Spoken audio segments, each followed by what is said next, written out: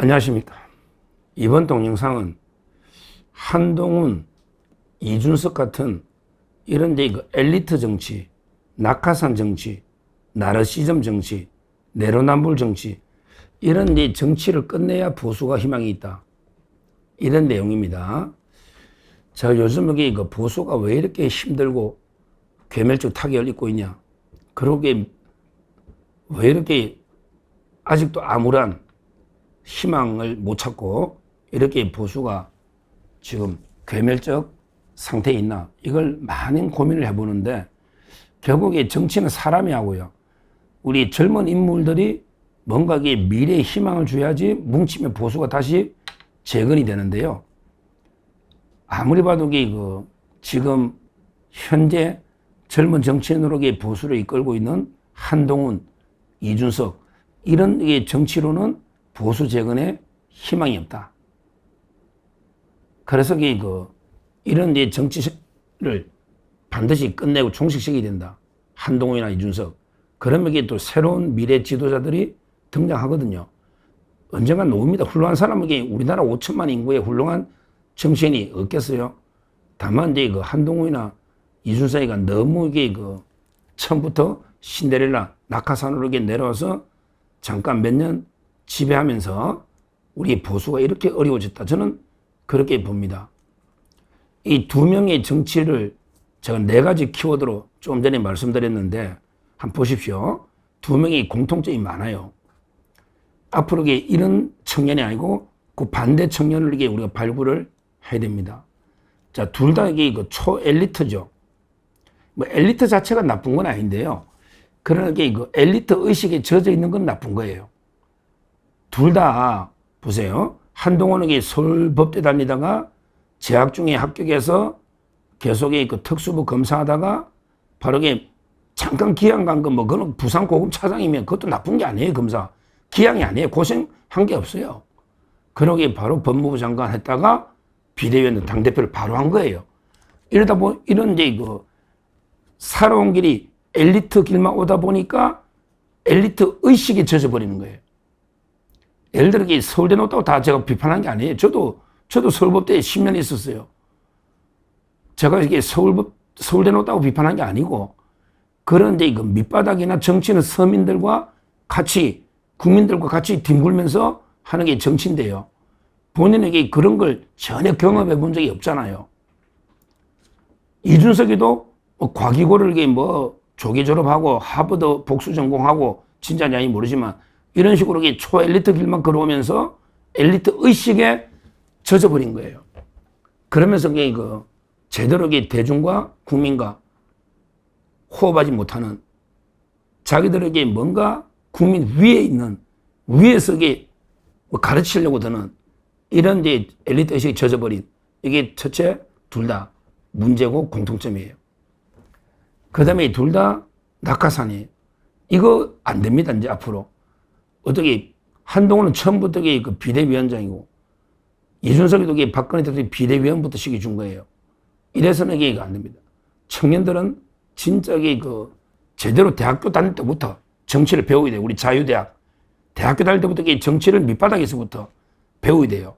그래가지고 이제 정치에 내가 뜻을 두면, 예를 들어 구의원, 시의원 거쳐서 국회의원 갈 수도 있고, 또는 인턴 비서부터 비서관, 보좌관 거쳐서 국회의원 갈 수도 있고, 여러 데 또는 시민단체에서 죽기 살기로 경력을 쌓아서 출마할 수도 있고, 뭔가 밑바닥 정치부터 차근차근 한 단계 한 단계 나아가야 되는데, 처음부터 최고에 떨어지면 정치를 제대로 이끌어갈 수가 없다. 이거는 분명합니다. 그래서 우리 중국 요괴도요, 중국 엘리트들은 꼭 보면 대학교 때는 하방 밑으로 내려가서 현장 경험을 쌓게 하고 그 중에서 키우지 않습니까? 중국 우리 정치인들. 그래서 중국에 예를 들어 지도자 중에 아주 엉터리 지도자는 없는 거예요. 옛날부터. 왜? 처음부터 철저한 훈련을 체계적으로 시키는 거예요. 근데 한동훈과 이준석 그게 없었다는 거죠. 낙하산. 엘리트와 낙하산. 그 다음에 세 번째, 둘 다요, 지독하게 나르시즘, 나르시스트, 자기중심주의. 한마디로 공감 능력이 전혀 없어요. 항상 모든 세상은 나를 중심으로 돌아간다. 이러면 이게 발전이 없어요. 우리 과학의 역사를 보면요. 지구가 중심에 있고 지구를 중심으로 태양이 돈다. 이럴 때는 과학 발전이 없는 거예요. 지중심이거든. 근데 우리 지구가 오히려 이게 주변부가 될 수도 있다. 내가 주변부가 될 수 있고 진짜 중심은 태양이다. 태양을 중심으로 지구가 돈다는 걸 알아냈을 때 그때부터 이게 과학은 비약적으로 발전하는 거예요. 항상 이 정치도 과학과 똑같습니다. 모든 게 나를 중심으로 돌아간다? 이러면 이게 정치 발전이 없어요. 내가 이게 주변부가 될 수도 있고 다른 에게 중심을 인정할 수도 있고 이런 게 공감하는 능력 이런 게 반드시 필요한 거예요. 실제. 그러나 그 이준석이나 한동훈은요. 모든 에게 정치는 자기중심적으로 항상 자기중심으로 돌아가야 된다. 이런 게 나르시즘이에요. 이게 바로 공감 부족 또는 그 과대망상, 허영심 이런 게 나르시즘이라 저는 봅니다. 공감 부족한 또는 과대망상, 내가 최고야, 과대망상. 그다음에 허영심 이런 게 가득 차 있는 이게 한동훈과 이준석입니다. 다 제가 말한 게 한번 지켜보시면 느낄 거예요. 이게 세 번째예요. 그리고 마지막으로 네 번째 젊은 정치인이 내로남불이 제일 나쁜 거거든요. 그거야말로 이게 진짜 우리 극복해야 될 구정치의 잔재 아닙니까? 내로남불. 지긋지긋하잖아. 조국이나 우리 이재명이나 문재인 봤잖아. 근데 한동훈이나 이준석이 똑같아요. 한동훈이 당원 게시판 있잖아요. 자기 가족들 다 동원해가지고 이게 윤 대통령 비난하고 그러면 이게 젊은 청년이라면 깔끔하게 모든 걸 밝히고 내가 한때 잘못 생각했습니다. 미안합니다. 이러면 이게 또 그럴 수 있다. 젊을 때 한때 부인이 그럴 수도 있고 또 이게 이해할 수 있는 면이 있는데 끝까지 내가 잘못한 건 은폐합니다. 당원 게시판 하나 보면 알죠. 내가 잘못한 건 끝까지 은폐합니다. 남이 티끌만큼 잘못하면 이게 막 물어뜯습니다. 그렇잖아. 자기 눈에 대들보는 못 보고 남의 눈에 티눈만 보는 거예요. 한동훈의 그 당원 게시판 논란만 봐도 충분히 저는 다 공감하실 겁니다. 이준석이는 어때요? 이준석이는 이게 자기 당대표 처음 나왔을 때 명태균이한테 얼마나 이게 여론 도움을 많이 받았습니까? 여론 조작 도움을 많이 받았잖아요. 명태균이 황금폰 놓으면 이준석 바로 간다고 이게 다 그러지 않습니까? 지금 벌써 이게 피의자로 전환됐더라고. 어제 제가 방송에 참고인을 했잖아. 피의자. 그 외에도 허은하고 갈등해서 허은하가 공금을 왜 컨설팅비로 쓰느냐 고소고발은 난리잖아요.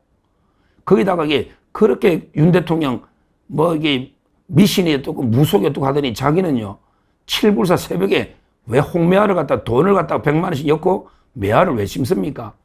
이런 게 지독한 내로남불이잖아요. 이래가지고 정치적면 저는 다 끝났다 봐요. 이런 게 바로 내로남불이에요. 결국에 한동훈이나 이준석이나 엘리트 의식 젖은 그 다음에 낙하산으로 처음부터 고생 없이 낙하산 그러면서 둘 다 배신하잖아요. 배신자죠. 낙하산 내려준 사람이 있는데 그걸 다 배신했잖아요. 배신자. 그 다음에 지독한 자기중심 과대망상 나르시즘 그리고 구정치인 뺨치는 내로남불 이래가지고 미래가 있겠습니까? 이미 이준석이도 일부 20대 남성 일부 팬덤도 이제 끝났을 거예요. 이번 특검조사. 그러면 어르신도 없고 이제 정치생활 끝났다 봐야죠. 정치 그만두고 이제 본인이 컴퓨터나 코인 투자 잘하면 이제 그 분야로 가는 게 저는 맞다 봐요. 그게 국가를 위해서도 본인을 위해서도 나을 거예요. 한동훈도요. 정치 그만두고 이제 변호사를 개업하든지 변호사가 안 받으면 다른 걸 하든지 그게 라방으로 평론가로 놓든지 그게 본인한테도 좋고요. 그게 우리나라를 위해서 좋고 자유파를 위해서도 좋아요. 이 자들이 정권을 찾아올 가능성은 제로인데 그렇게 조그만 지지율 한 10% 가지고 알박기처럼 보수에 딱 버티고 있으니 보수가 정권 재창출이나 지금 미래가 암울한 겁니다. 이 자들이 먼저 정계 은퇴하면서 자리를 비워주면 그러면 새로운 인물은 얼마든지 쑥쑥 자라날 수 있다. 이렇게 말씀드리고 자기들이 두 명이 알아서 스스로에게 물러나지 않으면요. 우리가 강제로 끌어내려야 됩니다. 강제로 이제 한동훈과 이준석으로는 도저히 희망이 없어요. 우리는 이게 반드시 끌어내리고 새로운 인물로 새롭게 보수를 전면 물갈이해야 된다. 그래야만 이게 미래가 있고 희망이 있다. 이렇게 말씀드립니다. 감사합니다.